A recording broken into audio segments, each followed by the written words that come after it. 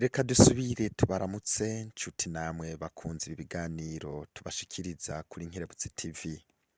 Hakaba hariho uwutaraba umunywanyi wacu yoca araba munsi y'iki kiganiro ahanditse sabone canke subscribe akahakora haca haza agakengeri nakone agakoreko hanyuma aca afyonda aho handitse tute canke all kugira azoze ashikirwa n'ibiganiro vyacu twama dushikiriza kuri Nkerebutsi TV vyoroshe.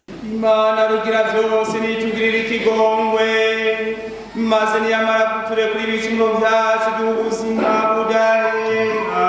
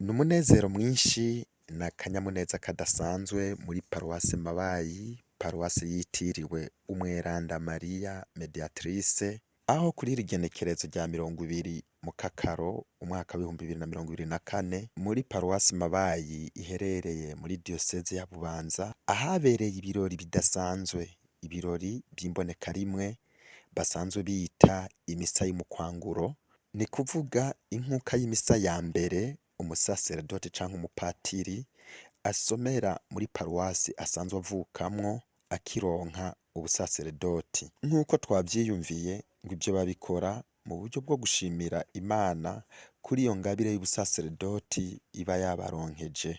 Twobibutsa ko kw'igenekezo rya 13 mu Kakaro uyu mwaka w'2024 ni kuvuga mu ndwi iheze muri paruwasi Gihanga ariho hari hatangiwe ubusaseredoti bwateguwe na diocese Bubanza.